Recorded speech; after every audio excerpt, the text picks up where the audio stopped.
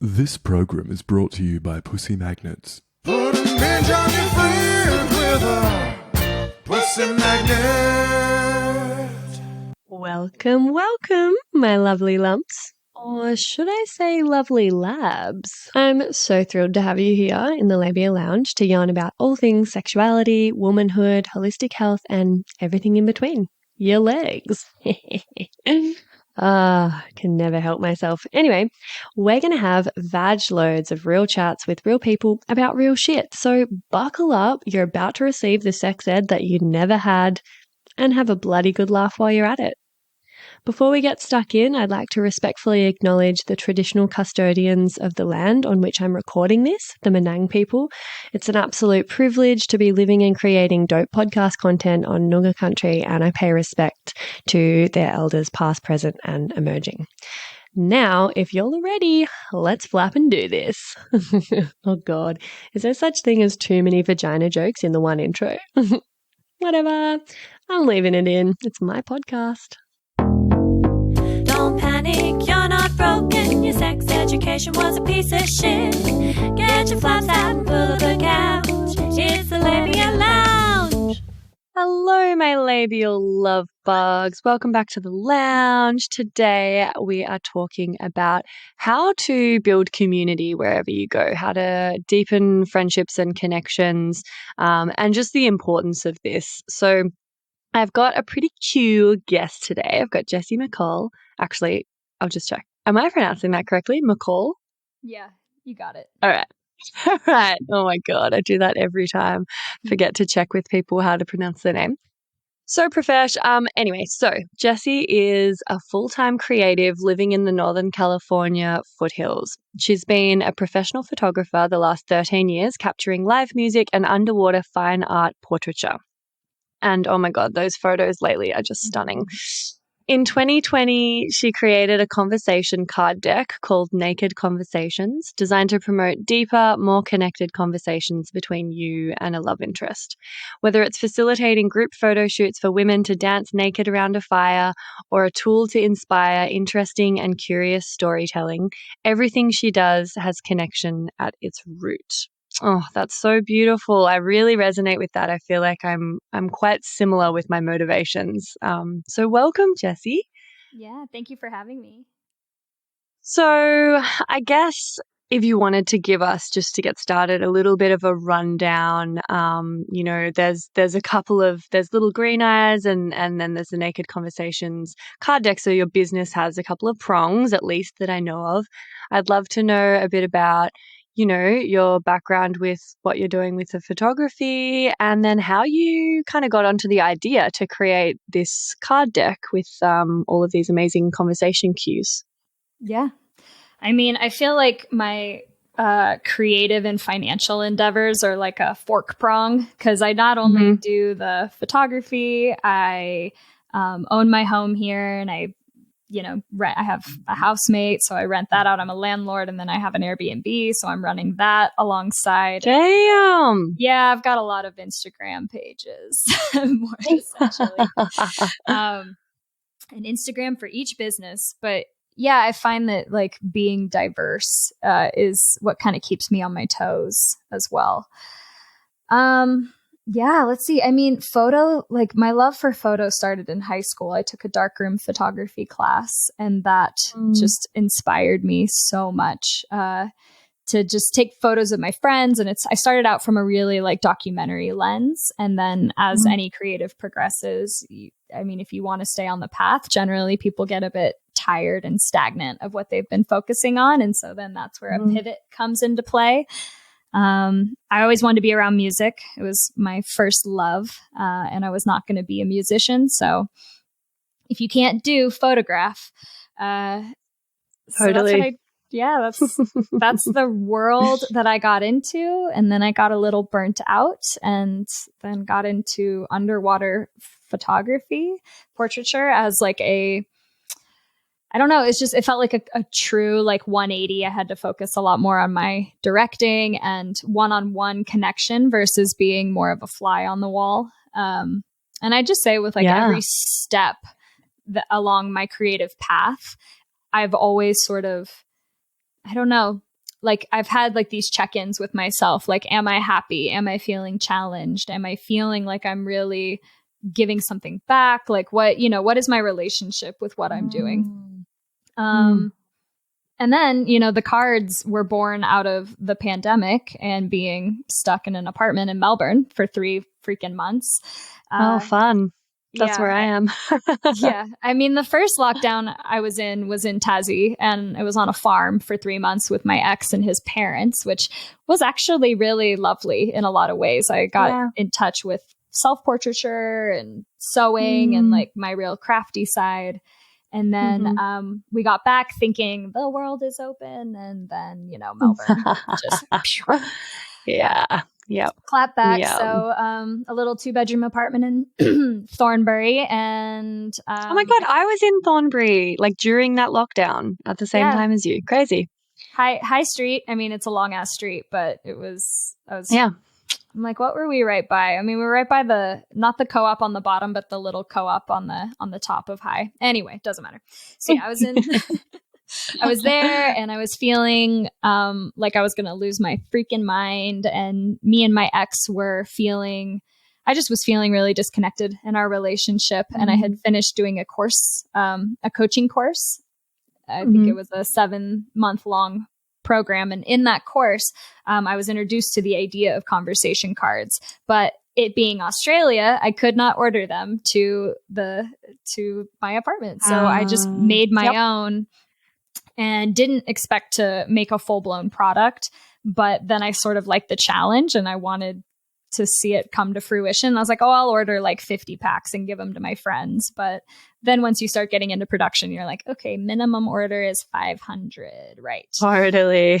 So yeah. And then it just, I loved the feedback and I loved creating this thing. And I was watching people use them and have, you know, better conversations and be more connected with their partner. And I had one friend that used them and ended up getting a divorce. And I honestly think, and she was happy about it, you know, she got a lot of clarity. Yeah. So totally.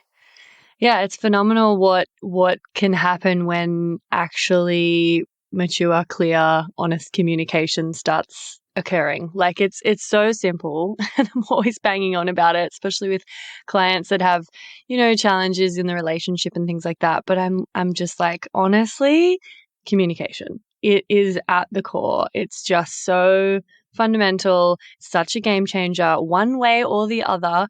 But like, yeah, we're not mind readers. We need to be better at communicating to like gather information that will help us make decisions, help us feel a certain way, like in a relationship, help us connect. Like, yeah, it's just madness to me that we're all so crap at it, and we don't get taught the skills.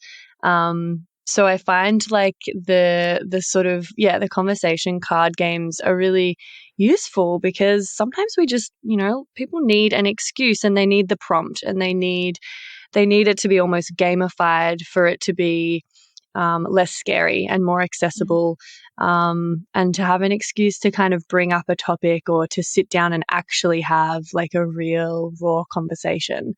So I think that they're such a great little tool to just like bridge the communication gap and get the ball rolling. And yeah, that's really cool. Did you come up with the questions yourself or like crowdsource through like your group of friends? Did you and your ex like make them? How did you make all of the questions up?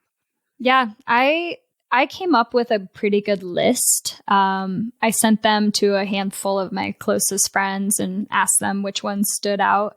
But ultimately, I just sort of came from an intuitive place of what I wanted to ask and what I thought was beneficial to know in relationship. And then also the phrasing of the questions. I have now, since returning to the States, picked up a few decks. And sometimes I find the questions to be, I don't know, a little cutting or a little harsh, or, you know, in my deck, I have like an expand section so that you're not just saying like, what is your favorite color? That is not a question, but that I ask, but it's like, well, for instance, like, let's see, one of them, a very simple one is, what is a routine that you can't live without? And then my expand would be, and tell me why you can't live without it. Because some people would be like, coffee, period. You know, the people that don't like to talk. And And so, and if you're at all shy to ask them to expand, like the card is right there asking. And I really developed them for, people that might be just starting to get to know someone, and then people that have been in relationships for a long time. And I find that the simple questions that people think they know the answers to already, I challenge people to say like, okay, well, why don't you answer what you think their answer is?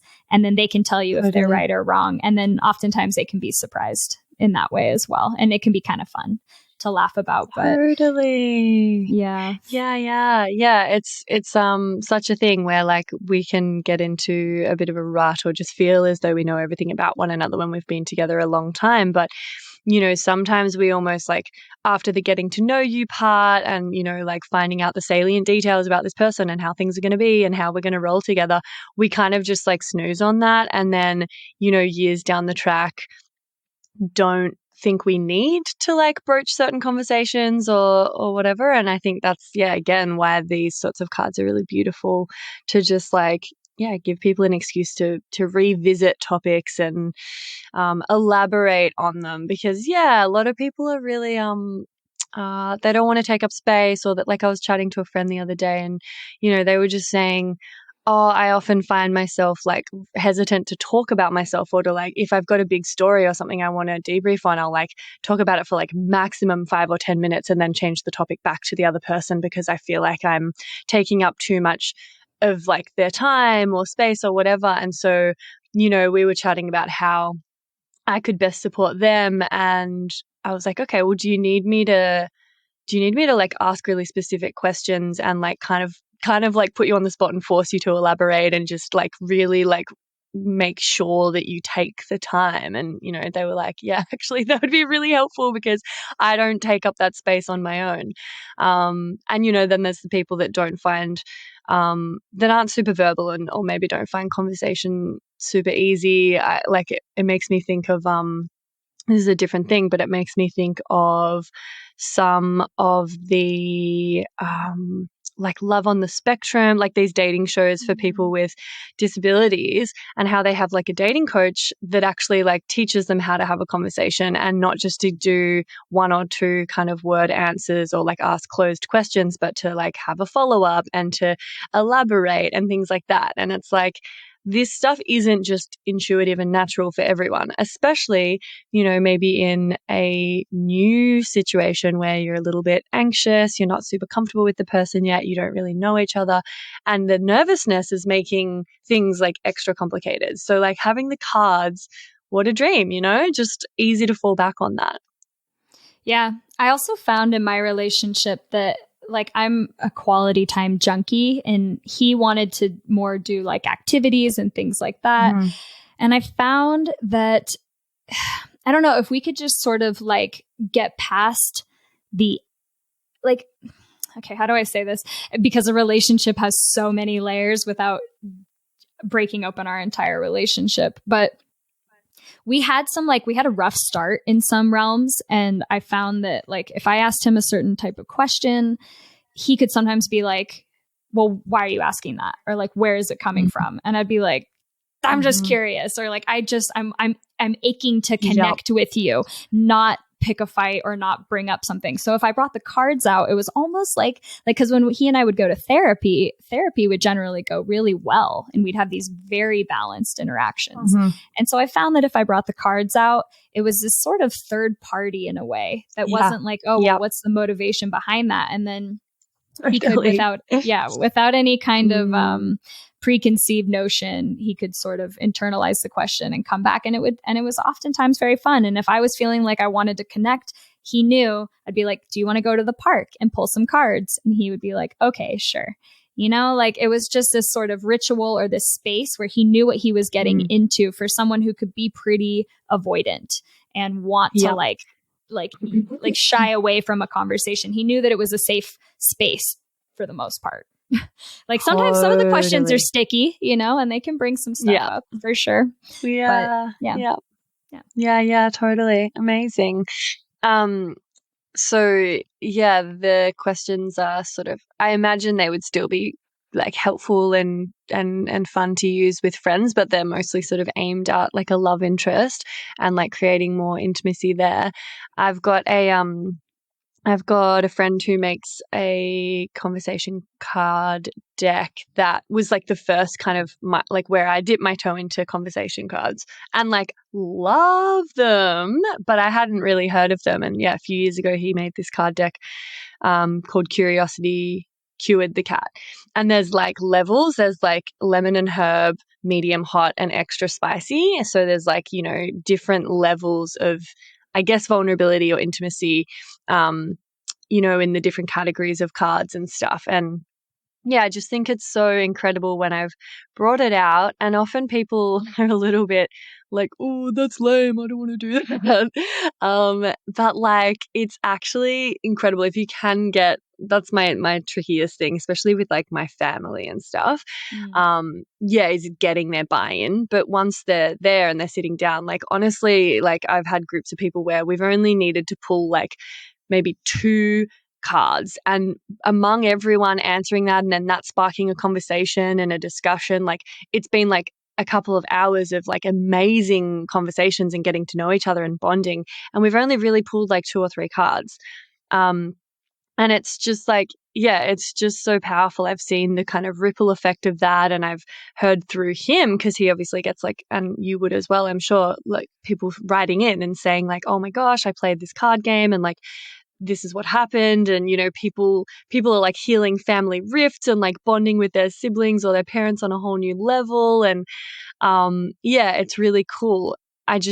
I wonder if you've got some favorite stories about like, you know, the ripple effect of this game and how it's kind of impacting your community. Yeah. Let me grab them. They're like right behind me. Let me just grab them really quick so I can show you. I don't have the Kindred ones open, but I designed them like just for the first part of that story of what you were talking about like it's a bit clunky to like bring them out and be like, and now we're doing this. But I've developed them. Like this packaging has been to hell and back, but I designed them so they could sit out on a table, like amongst your coffee table books, or look really beautiful with like a very minimal packaging, so that people will be like, huh, what's this? Without you having to necessarily be like, let's do this. Because I do find that a lot of the cards look very gamified and it almost looks like you forgot to put it away. Whereas like I have friends that stack like their photo books and like a cookbook or this or that, like all on their table. That's like a styling thing these days. And like these just sit so nice and they have like the gold. And anyway, I really wanted to make them very beautiful so that people would be like, huh, I want to explore this. And then once you open them up, they're gold. Each one has a different illustration. So even if someone's just looking at them and they're like exploring the art, you know, they might be like, oh, let's look at this. And then they'll like, you know, look at this and they'll be like, oh, how do you think our lives would be different had we never met? You know, I'm like, oh. Like, and then they might be like, well, how do you think that? And then like we were at a dinner party the other night and I brought these, and my friend was shuffling through the deck and he's a lawyer, and he was like, ooh, I like this one. And he asked it to the table, what do you think constitutes a lie? You know, and then we talked about that one for over an hour. And then we really started getting into it because I thought that was a really, really important one for relationships, because some people are very avoidant and don't think that that's, you know, a lie, like omission. And I'm like, no, I need all the information. Thank you. But, totally. Yeah. So I just wanted to show these and be like, you know what? The beautiful packaging was a very intentional move on my part to sort of invite in the avoidance a little bit, or the ones that it's a bit sticky. But I would say some of the stories that have touched me the most, I designed this one for conversations with parents. And oh wow, yeah, it's I'm calling these expansion packs. I'm gonna come out with one for dinner parties next. That's my next one. But this one was like really near and dear to my heart because I lost my mom when I was 15. I have an incredible relationship with my dad, but when I was in Tasmania with my ex, I was kind of watching the way that he interacted with his family, and I was just like, you guys aren't talking about stuff. Like you're talking about the news, you're talking about the neighbors, and you're talking about facts, but you're not really talking about feelings or telling stories or anything like that. And so I was like, shoot, man, I really want to I want to develop something so people can have these meaningful conversations before it is too late. Because I lost my mom somewhat suddenly, and I was also too young to really have those conversations. So I think it's important to not wait on this. But the ones, some of the most recent stories I've heard is my friend's mom was in the hospital with a sudden diagnosis, and they weren't sure if she was going to make it. And so I just sent her a deck and said, please do these, tell me how it goes. And I just saw her at a dinner party, and she said it was, some of the most incredible conversations they've had. Her mom did end up turning it around. She's out of the hospital. Everything's good. But there was really a moment where they thought it might be the end for all of them. And just to know that they have that to sit with, that they were able to talk as kind of friends in a way, but yes, also a parent that knows you better. Some people, I can't begin to imagine what everyone's relationship is with their family, but it's a connection that I think is important to understand. This deck talks about their personal history, which once you start getting into epigenetics and the transference of trauma, you can also start to understand oh, okay, maybe they were like that with me because they didn't get this from their mom. And so while they didn't get, love, let's say the love in the way that they wanted to receive it, 80%, I got about 60%. So, hopefully you can kind of see the lineage of how things transferred between them, between the generations, between the upbringings, and then, start to kind of put together your own puzzle pieces for your own journey through healing and growing. And then there's lighthearted ones too that inspire some creativity and stuff like that. Cause I don't want the whole experience to be heavy, but totally. Yeah, so beautiful. It's basically conversation therapy. Communication therapy. Yeah. That's the goal. Yeah, amazing. So in terms of because you do these really exquisite underwater photo shoots, a lot of kind of, flowing fabrics and nudity and, that kind of aesthetic. And you've been doing some group shoots. I imagine that your ability to build community, to foster a sense of connection and safety with the, the subjects of your photo shoots and things like that is super important. And I've heard a lot of people describe, what makes a good photographer when it comes to photographers that shoot people, especially nudes, is not really about the photography skills, but it's about the people skills and how safe and comfortable they can make people feel and things like that. So has that kind of up-leveled your skills and the importance of creating connection and building community for you because you're doing more group stuff in your art? Yeah. I mean, something I realized when I was doing tour photography and getting to know these artists where I'm getting on a tour bus and we're just stuck together for anywhere from 3 weeks to 2 months, I was going to get better photos if I put the camera down and sat and talked to them over a cup of coffee or had a moment, really had a moment to humanize each other. They would begin to trust me. And so there's this one group label that I have worked with for the last 8 years. They picked me up when I was 25 and just fresh and green and threw me into this amazing scene. Their name is Above and Beyond and their label is Anjuna Beats. And it's been pretty amazing because as a lot of their sub or artists have stayed the same. And over the years, they've just sort of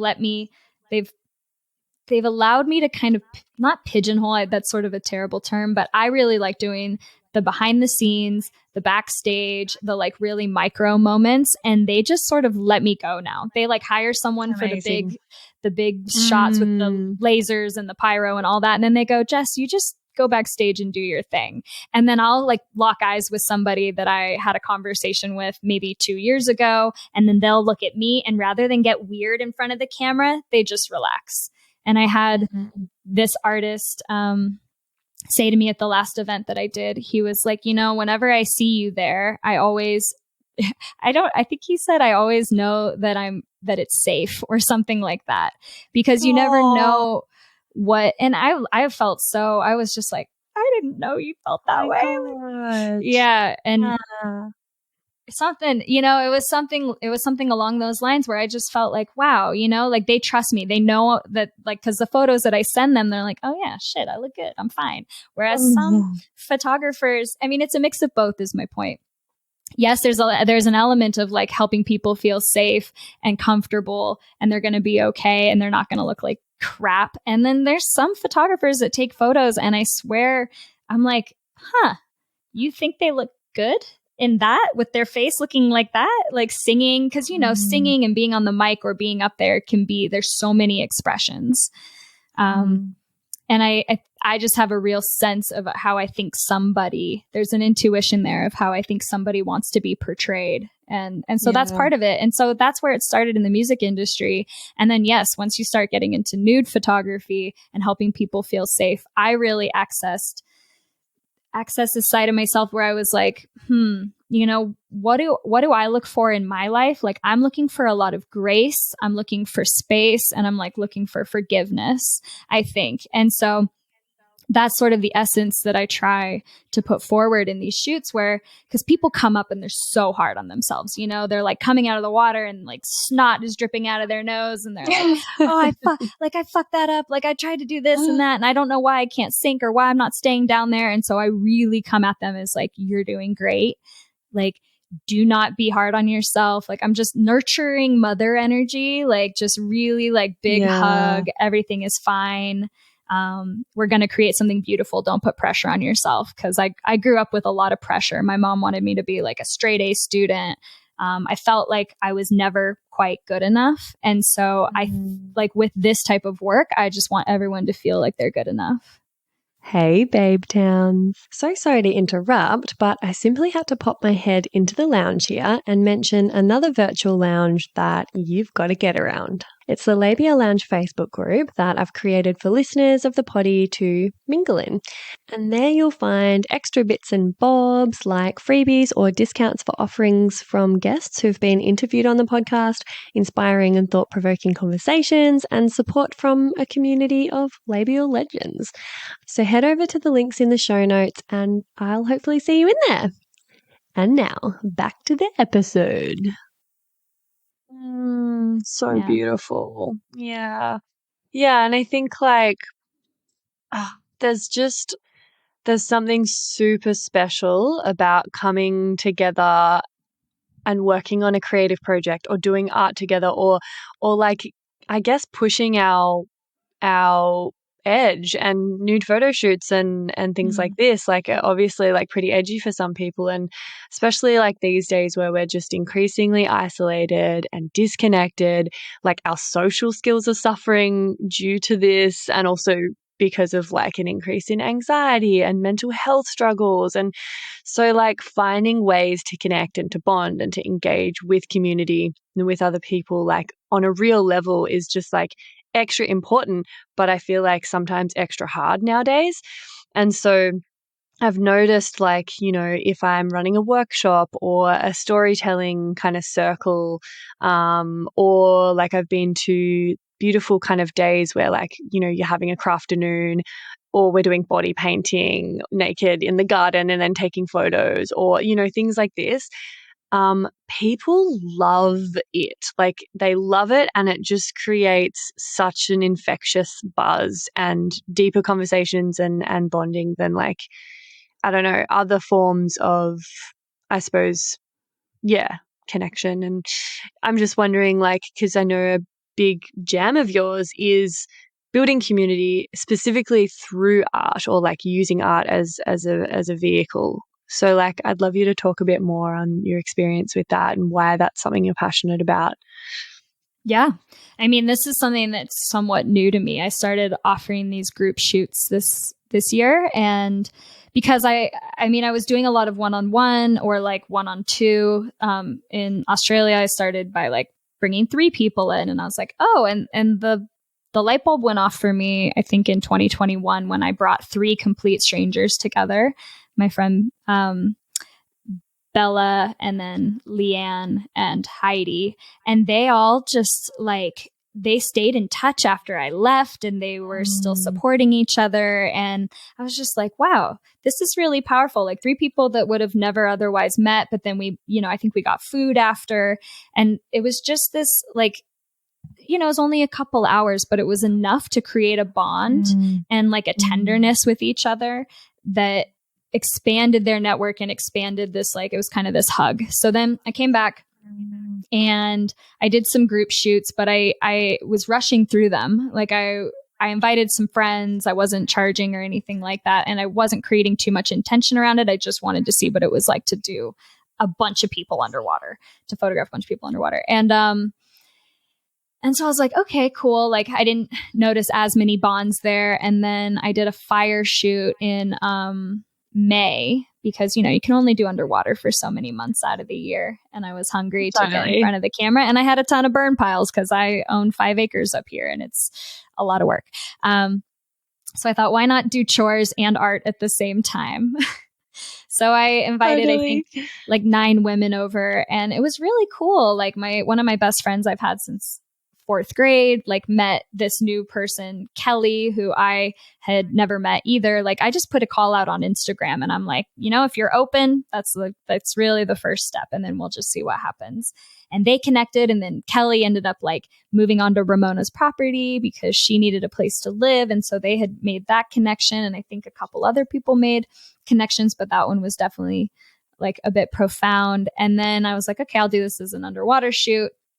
And then I thought, well, why not incorporate the cards? So I started this structure where like we spend an hour getting to know each other before interacting and taking clothes off, so that people can find some commonalities and have these conversations, because they're going to be interacting. And then I found that like some of the images, I don't ever like to ask people to touch underwater unless they want to. I acknowledge that as a photographer, I actually have a lot of power in the sense of directing. And so I try to be very conscious with that direction. I don't ever want to make someone feel on the spot or uncomfortable. And so I get a lot of consent when I'm in there. But I find that if we have that time beforehand, people are much more open to experiencing that. And I would, I was like, hey, does anyone want to do like a hug or like a grasp underwater? And everyone puts their hands up.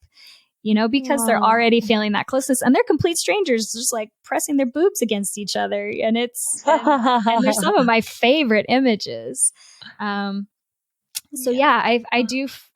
like always I'm really inspired by this modality and this new sort of evolution.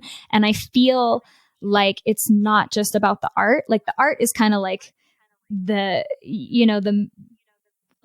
like when you go on the roller coaster and you get the picture of the drop with all your hands up before you like fall into the splash. This is sort of that. Like it's really about the experience as well. Almost more so than the photos. And then you get the photos and it's just like, wow, cool. I get like, what a cool thing that we all got to participate in. And you get this beautiful documentation of yourself. So I just think it's something I'm always playing with. I think it's very magical. I'm constantly expanding on it. I'm sort of morphing from an underwater photographer to more of an elemental photographer. I'm hosting a shoot on Thursday where I'm trying to embrace wind, the idea of wind and air. So we'll see how that turns out. Everything is just an idea in my mind before it comes to fruition.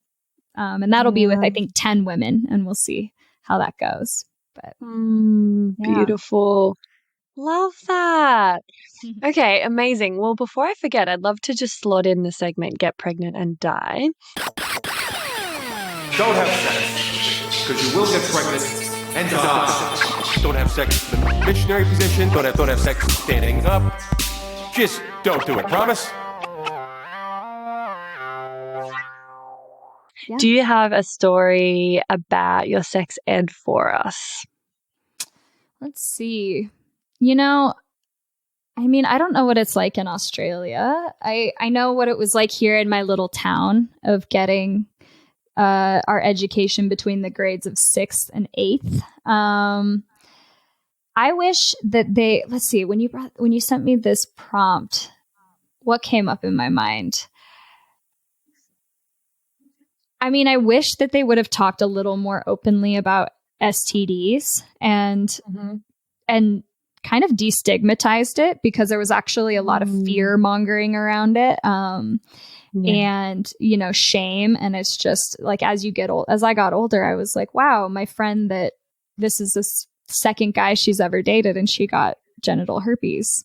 That doesn't make her a slut. That doesn't make her reckless. Like, she just was a 22-year-old girl dating a 40-something-year-old guy who didn't tell her, and they were in a long-term relationship. And I think that is a side that I wish would have been covered or expanded upon. Also, I think the other thing that came up is, and luckily now we're starting to talk about this a lot more, but the variations of sexual abuse.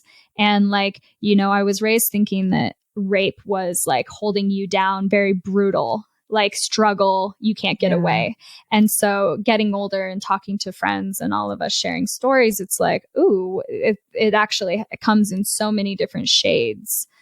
Totally. That type of, and it comes from friends, and it it can happen in so many different ways. And so I wish there would have been more conversation and more education around that, because as you start to get older and you start to drink and you're in high school, and men just think that it's like okay to, be aggressive, or like, this is what the man does. Like, this is me being manly. Taking advantage of situations where maybe someone would say no, but they are too inebriated or whatever. So that's definitely where I think the ball was dropped a bit. But to put it into, perspective, I'm 33 now. So that was a handful of years ago that we were getting that education. So, maybe it's changed a bit, and I hope it has. I think it's definitely gotten better, and there are a lot more education programs, at least here, heading into schools to teach about consent and boundaries and things like that. But I'm the same age as you, and it was pretty much exactly how you described. And there's so many things that happened or were done to me that at the time I didn't think was like counted as sexual abuse or as unacceptable. It was just kind of like normalized, and and now I just look back and go, oh my God, if someone pulled that shit now, like the amount of like ass grabs at a party or in a club.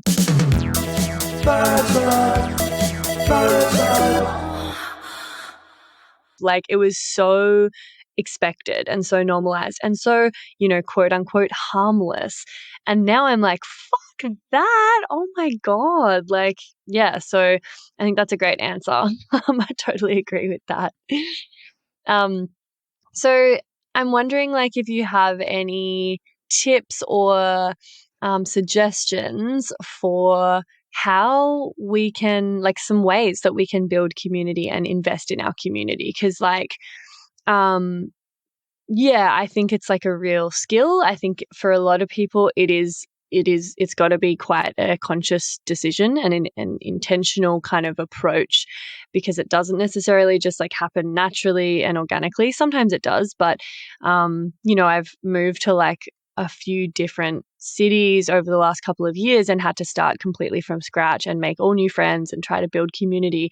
And I had to like really get strategic about how I approached that, because some of the places I was, it was quite cliquey, like country town vibes. Everyone already knew each other.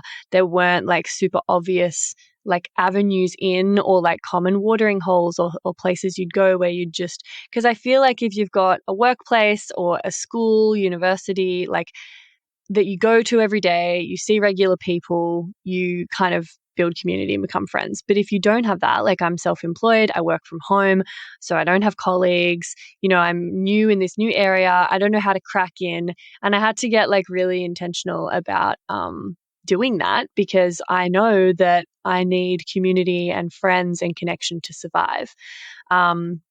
So like, do you have any suggestions around how to intentionally build community and make friends and deepen connection. Like, say we've already got friends, but like we're not super nourished or satisfied by like the depth of the conversations we're having or the connection. Like, how do we take it to a new level? Yeah. I mean, let's see. When I moved to Australia, I really had my ex-partner and a mutual friend of ours that was very busy. I only had a couple of friends and they were all his friends, not my, like I was building a friendship with them, but it was very much, I was piggybacking off of his life. And my God, was it challenging as somebody who came from a very socially robust background here in the States. And I would say, as far as building a community, my biggest suggestions are putting yourself just a little bit outside of your comfort zone and saying yes to things. For me, I used my art as a way of connection. So I kind of cold emailed, like I would find people on Instagram and be like, okay, that person lives in Melbourne and there's someone I would like to know. But rather than just saying like, see, like I come from America. What I realized after living in Australia is you straight up can just say, would you like to get a cup of coffee? And people are so sweet and generally, are like, sure, I'll get a cup of coffee. In the States, it's like, I don't really got time for that. No, there's some things I miss about Australia, about how like even if it was just, I won't say false kindness, but like people were very friendly on the surface. Whereas like I'd call customer service and people would be like, I'd be like, hi, how are you going? And they'd be like, oh, I'm doing great. It's a great day over here. Like, da-da-da-da-da. How about you? And I'd be like, oh, great. I do that in the States and people are like, yeah, fine. How can I help you? And I'm like, yeah, right. Cut to the chase. Time is money. Talk is cheap. But so for me being in the States, I was like, okay, what do I have to offer? Or being over there and coming from the States, I was like, what do I have to offer? Okay, I have this art form. And I would just offer shoots for free with people that I wanted to connect with. And sometimes it worked out and sometimes it didn't. There was one time where I asked someone and I showed up to the pool and they canceled on me last minute. And I was like, fuck. It sucked. Luckily my partner was there. So we just swam around and I took photos of him and it was fine.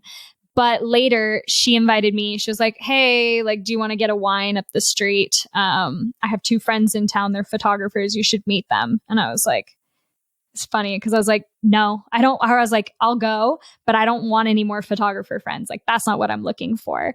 And so I showed up. And they are 2 of my sweetest friends to this day. I ended up not really forging much of a friendship with her, the gal that I initially connected with. But because she was gracious enough to just say, yeah, sure, come along, let's get a wine. And then I met them. Like one of the girls, Alex, has come out to hang out with me in the States twice. When I went back to Melbourne last year, I stayed with them for 2 months at their house. They didn't charge me rent. It was so incredibly generous. Like, beautiful friendship that came from that. And that was just me saying, one was me going out on a limb, offering something, and then essentially following it up with like a yes to a situation that was not a fuck yes. But I was like, meh, it's up the street. Yeah. Why not? Let's just go do this. And then alternately, like, some of the girls that were just in my last shoot, like, have just moved to kind of the California area in general. And they found me on Instagram. I don't know. I put out this call and they just were like, I need friends, or like, I want to connect with more people that are willing to do something similar. So the fact that everyone had the common thread of being willing to be vulnerable and jump in water is already like a great starting point. So yeah, I think it's just figuring out what your interests are. Like, don't go join a basketball league if you're not interested in basketball. Like, I am not sporty. I am not gonna, I tried riding mountain bikes with my ex and I wound up crying in a river because I just was like, I'm defeated. I can't do this. So find something that's like actually an interest. Like maybe it's pottery or something like that. And taking the time to really, and then when you're there, don't be a shy introvert. Like, ask questions.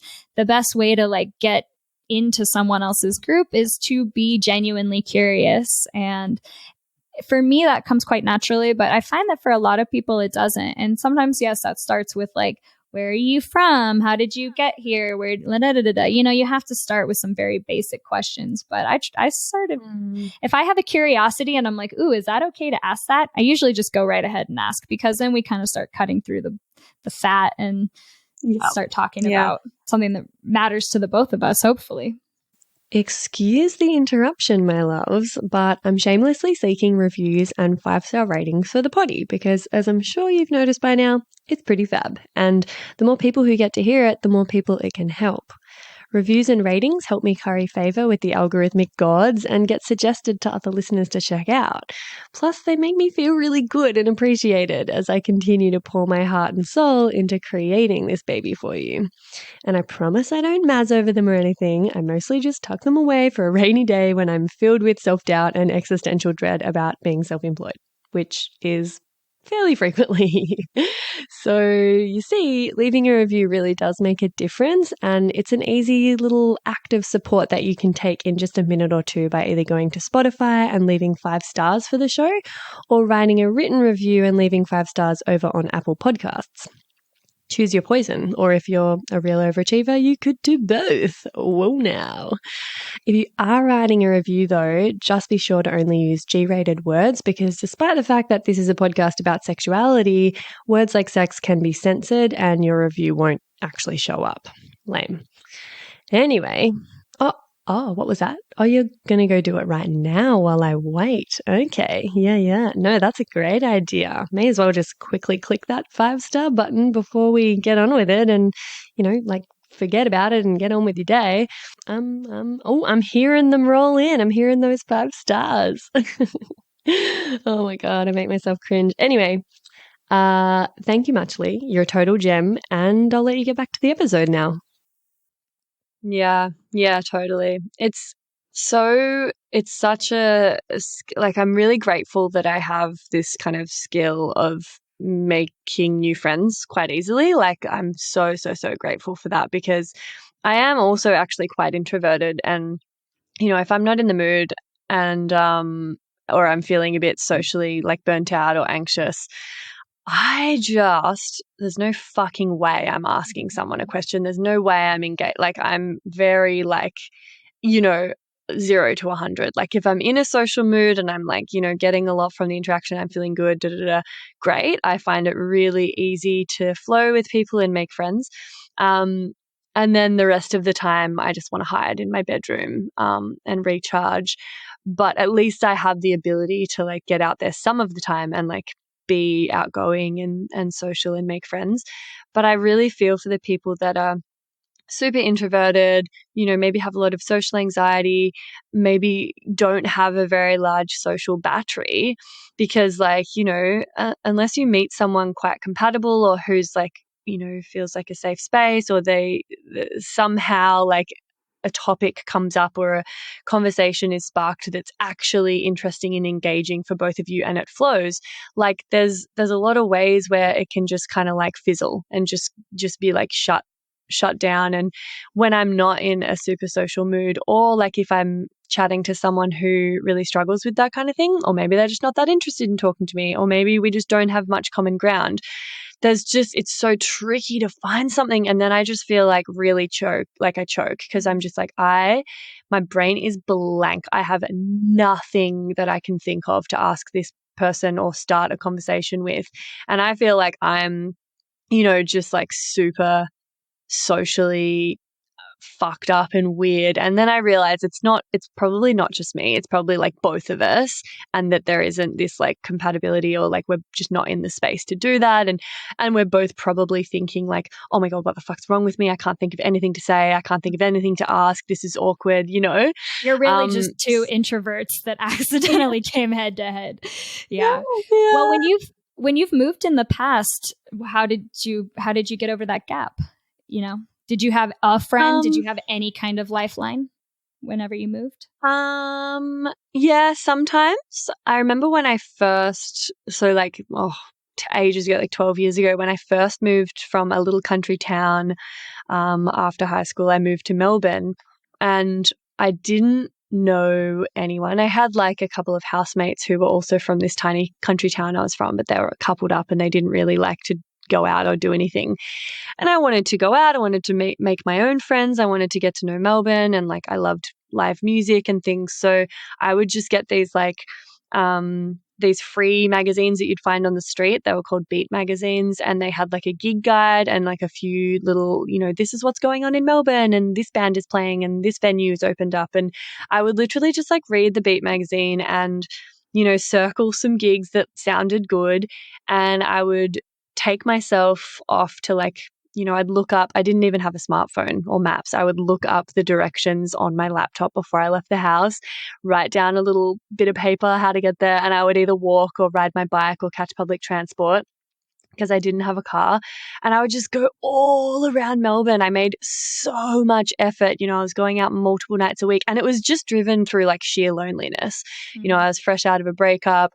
I really thrive on connection and friendship. And I was just like, this is unacceptable to sit at home and be alone and like feel shitty. So I just like forced myself out, and I went to gigs where I didn't know anyone, or I went to like a bar or a venue that I just wanted to kind of check out. And I would sometimes, even because I felt like a loser, I was like, people are going to notice that I'm on my own. I had like, I had this watch that didn't actually even work, and I would pretend to be looking at my watch. And if someone asked, or, I got chatting to someone, I'd be like, oh yeah, like I was meant to meet a friend here, but like they're late, and like maybe I just got a text, they're not coming anymore, to make an excuse for why I was alone and I had no friends. And it makes me so sad thinking about that. Like I was so lonely and I was so heartbroken, and I was trying so hard. I was so young. So young. Like that is like the pinnacle of our insecure like times, is thinking that we can't just be who we are in that moment. Yeah. Like now at 33, would you go out to a gig and say, yeah, I came alone? I imagine. Yeah, you totally. would. Exactly. Yeah. It's just different. I It's feel knowing like that it doesn't dictate that you're a loser, like that you're actually wildly resourceful and independent, Exactly. I would wear that as a badge of honor. I know a lot of people that don't feel comfortable going to something alone, and, will actually just not go to something that they want to go to unless they have a friend to accompany them. And I just think that, we miss out on so much stuff that we could be doing if, we just took ourselves there and enjoyed it, because that's what we want to do, because we don't have a companion to take with us, and we think that that's like, that makes us weird, or it's too lonely or embarrassing or scary. Like a lot of people would be really scared of that. And I'm like often encouraging, people to take themselves out on dates and like get used to spending time in their own company. And, I think that's super important as well. But yeah, I just like really made it my business to meet people and make friends. And I'm pretty like proactive about like getting their number or like getting their details so that, we can hang out again or we can connect. There's all sorts of, I think like something that I noticed was like very, very valuable to like kind of tap into instant community. I remember thinking like, oh my God, if I were to ever like move to a new city again, or if I had someone who had moved here and didn't know many people, this would be my number one piece of advice, would be like join a sports team, a recreational sports team. I joined a pub footy team. And like pub footy, I don't know if I'd never heard of it. They have it in Australia. The different local pubs have like a mixed AFL, like football team. And like they have training.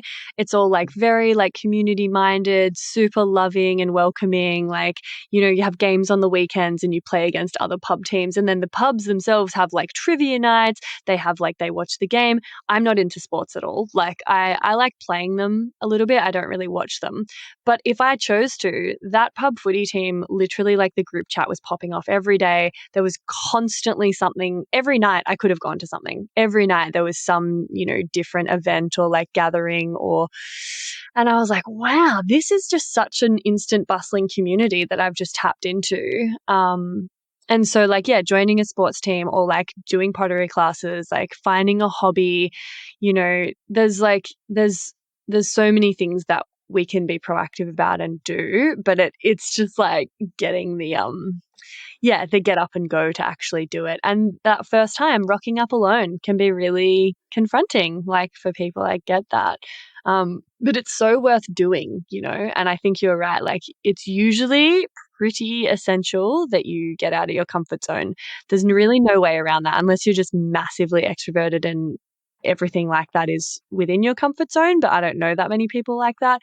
Yeah, getting out of your comfort zone is pretty essential to building community, I feel.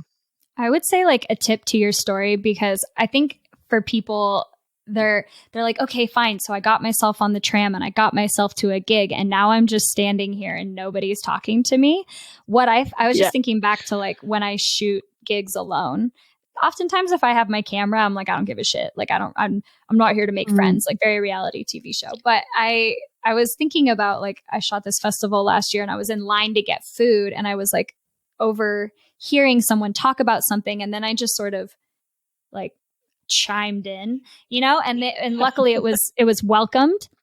And then we started chatting and we had a nice little conversation. But if you're at a bar or a pub or a show or somewhere and you're all by yourself and you're wanting to strike up conversation and nobody's talking to you because you look like an unapproachable introvert, which is unfortunately a thing, I always find that it's great to just ask a question, like go up to someone and say like, do you know anything about this band? Or like, even if you know some of the answers, or like, do you know what time X da da da da? Because I think people like to know the answer to things, or or they might be like, no, I don't know this band. Like my friend just dragged me here, and I don't know. Like you can kind of just jump off from asking a really basic question. At least it just opens the door. And then if they look like, hey, don't fuck with me, I don't actually really want to talk to anybody. I'm here with my friends. Like we're not looking for anyone else.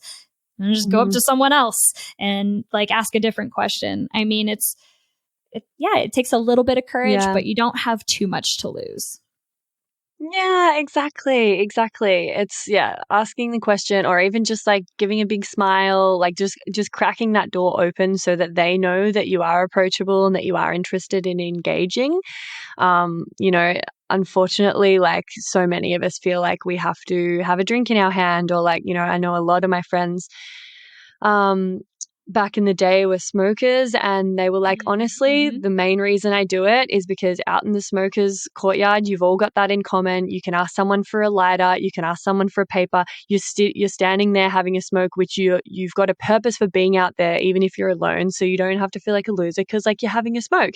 And then there's just this like camaraderie and this like natural kind of striking up of conversations that happens in the smokers area or the beer garden. And I used to envy people because like I don't smoke, but I would often just go and like stand out there, like because people are way more ready to chat in that environment.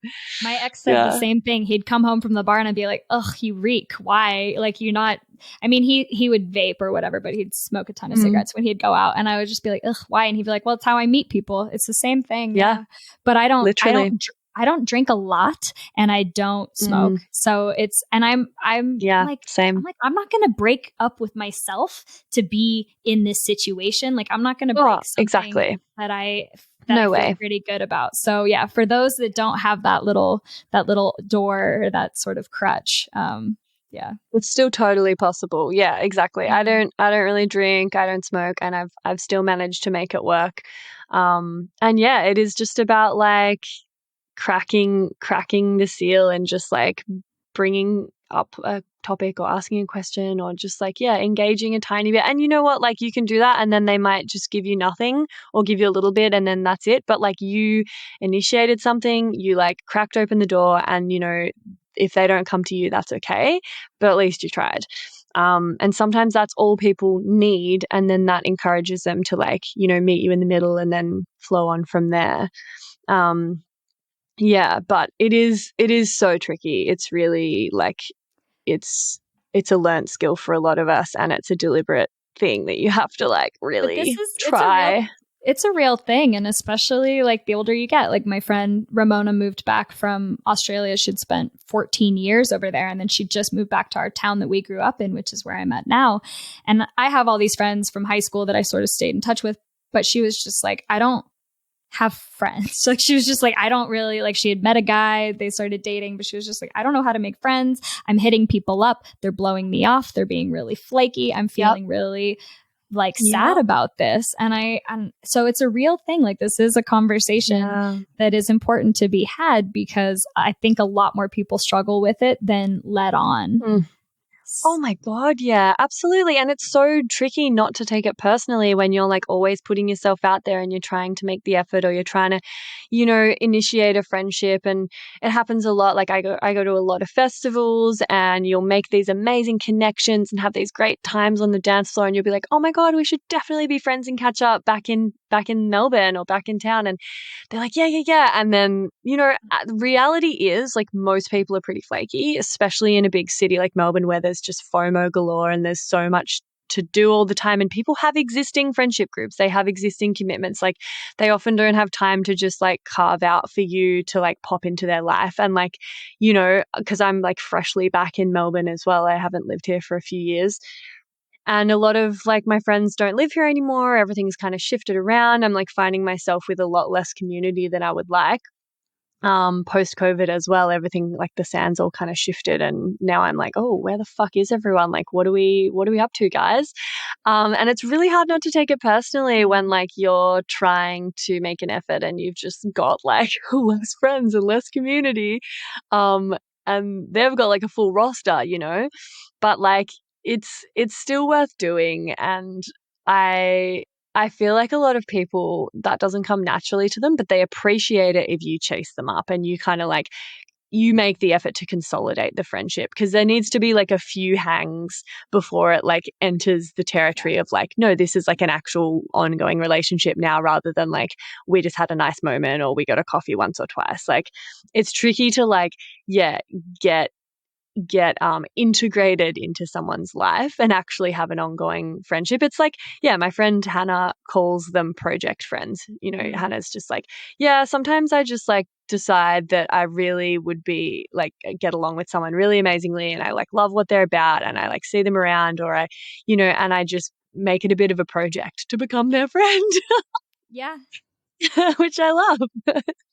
No, it's sweet because it's true. Like I'm quite busy here, but I do try to make the time to like get a coffee or actually spend one-on-one time with somebody. And when I came back to Melbourne for this last visit of 2 months, I was like, holy shit, I'm going to see this person, this person, this person. Some of the top people that I thought I was going to see, I never saw.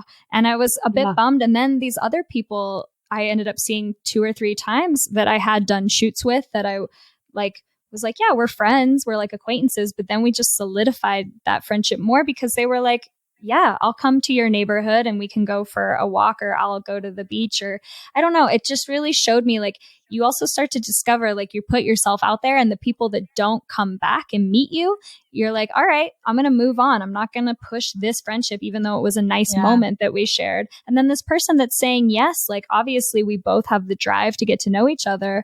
Let's keep exploring this friendship and like exploring what we have in common. And I was really surprised by some of the bonds that deepened even on this last visit. And I don't know. I mean, as far as like Alex and Nicole go, my first 2 like really deep, beautiful friends in Australia that were all mine, and not Andy's, not my ex's. Yeah. They have such a robust friend group, and they have so much going for them. So why they decided to bring me in as their project friend is beyond me. I should ask sometime, but I'm like ever so grateful, So if you're someone, if you are the extrovert listening to this podcast and you have a robust friend group and you're doing just fine out there, try inviting someone new to your dinner party, like it's totally. Not just the person who's looking for the friends. It's like, it does take a communal effort. It does take someone being willing to be open to having someone in. And I do that. Like I have dinner parties, and we're talking about doing it more here at my house, because I used to do it all the time when I lived in Portland. And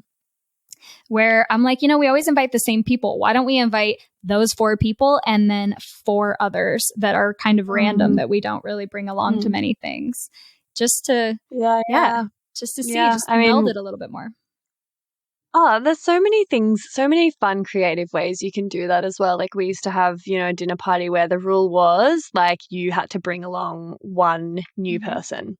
And so there was always like 50% people that were always there and you knew, and then, a few wild cards. And that was a really cool way of, I want to do this for dating. I want to do this for because I've got a lot of single girlfriends, and I'm also like, there's some single men out there, but I want to be like, okay, you couples, bring a single friend. We're going to bring it like, like just single people or something, or like the majority single rather. Cause I'm often like the one single person with six or like, 6 other people that are all coupled up together. And it's like, okay, great. Fucking oath. I'm so about that plan. I feel like as a couple, like it's your duty to like, outsource some single. Like, come on, pull your weight. Like I want more blind dates. I want more like friends playing Cupid. I'm sick of the dating apps. Like, let's like humanize it again. Yeah, I'm all about that. So before we wrap up, do you have a TMI story for us, Jessie? TMI, we love it. TMI, we love it. Ooh, can you like elaborate on that a little bit more? I mean, sure, I've got a million of them, but totally. Okay, well, sometimes people have like period bloopers or sex stories, dating stories. Sometimes it's actually about like really dark times they've had in their mental health, or the first time they started touching themselves when they were a child, or it could be really anything that's like usually a bit TMI. Yeah. I've got one. I was just, nice. I went to this show the other night, and I used to be very embarrassed about this story, and I will tell it now to have it memorialized for all time. We love this. Yeah. Hey, me again.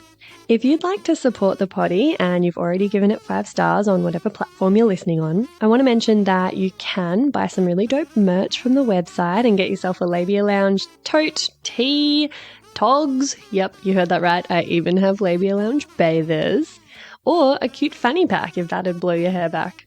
So if fashion isn't your passion though, you can donate to my Buy Me a Coffee donation page, which is actually called Buy Me a Soy Chai Latte, because I'll be the first to admit I'm a bit of a Melbourne cafe tosser like that. And yes, that is my coffee order. You can do a once-off donation or an ongoing membership and sponsor me for as little as 3 fat ones a month. And I also have a Sunroom profile over on the Sunroom app, as I've mentioned. And I also offer one-on-one coaching and online courses that'll help you level up your sex life and relationship with yourself and others in a really big way. So every bit helps, because it ain't cheap to put out a sweet podcast into the world every week out of my own pocket. So I will be undyingly grateful if you support me and my biz financially in any of these ways. And if you like, I'll even give you a mental BJ with my mind from the lounge itself. Saucy. And I'll pop the links in the show notes. Thank you. Later. I just met this band, Group Love. They've got like a song on the radio, but I was talking to them and I was like, wow, I can't believe I'm going to tell this story. But there is a rule.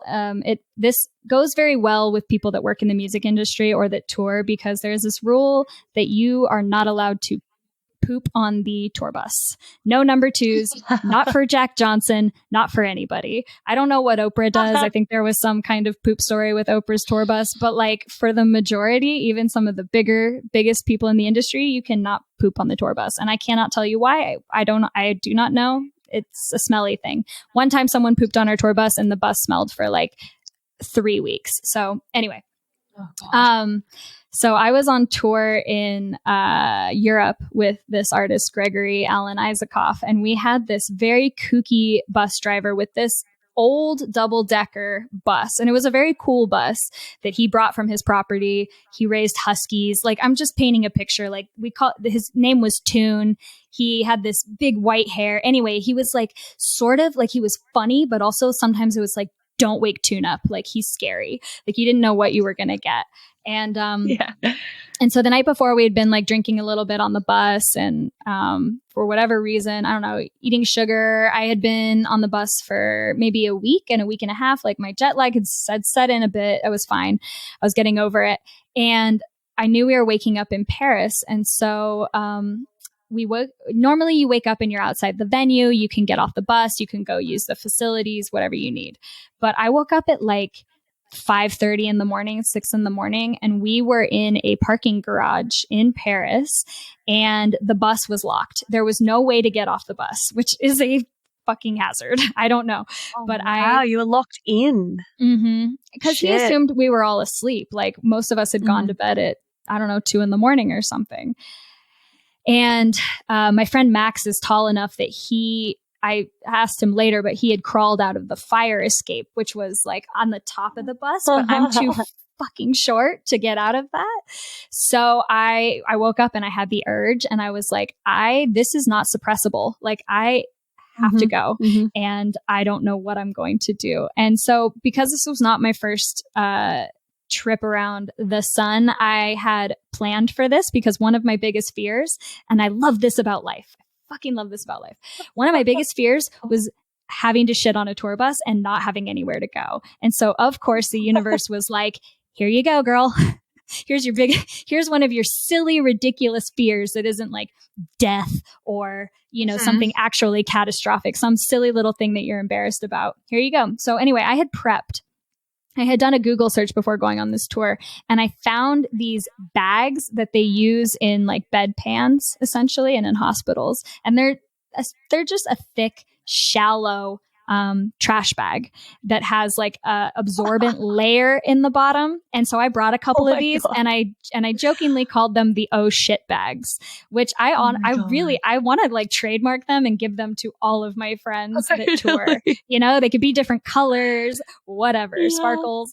But so I grabbed one of these bags. I like thanked my paranoid self that was in the States, because the other thing leading up to this trip is I didn't realize that, or I had just figured out that I was lactose intolerant. So I had all these stomach problems leading up to going on this tour. So I was actually very nervous because I had like just started feeling, I had like my first 2 anxiety attacks. Like I had all this stuff and I had no trust in my own body. I would be in like a small space and then I'd be like, oh my God, my stomach. Like I used to eat a block of cheese for dinner. So mind you, finding out that I was lactose intolerant, there were some growing pains in that because things just sort of develop in life. And so leading up to this tour, I was like, what if I have stomach issues and I'm on this bus? And then, my level-headed self was like, that will never happen. But just in case, bring a couple of these bags. So yeah, anyway, I ended up having to utilize the bag. I had nowhere. The only place I had to throw it away was on the tour bus, like in the regular trash. So I I double bagged it, like tied it up real tight. I mean, it was not bad. Like, it's not like I had to like pop a squat in the freaking hallway. Like you take the bag, TMI, you take the bag and you like put it over the toilet and you can use the toilet normally. But, anyone who river rafts or like gets out in the world, like you get used to pooping in weird places. But totally. This was one of those things where I'm the only girl on the tour bus. And of course I like want to be cool. I don't want to be like the gross girl that shit in a bus and threw it in the trash or whatever. So I didn't tell anyone until well after the tour. This was in 2017. So there's enough space and I'm older now that I don't give a shit. But yeah, so now I'm like, I was telling this to the guys of Group Love and they were cracking up because once you're in that position, you're like, yeah, that's totally feasible. And also that's brilliant. So that's absolutely brilliant. That's my so you have those bags with you. Oh my God. I love that. Yeah. That's very incredible that you were so prepared and, with like such a specific shaped bag that is designed exactly for that would fit over the toilet seat. And I mean, really like pretty pain-free, obviously in the moment, total nightmare, and the double bagging and having to put it in the bin, like, oh my God, like you'd be so nervous until that bin got emptied and you just didn't have to worry about it coming back for you. But yeah, love that. Thank you so much for sharing. Good story. No big deal. But for those of you out there, whether you're a groupie or someone who works on a tour bus, does not hurt to have a bag in case you wind up in a Parisian parking garage at 6:30 in the morning when nothing would be open anyways.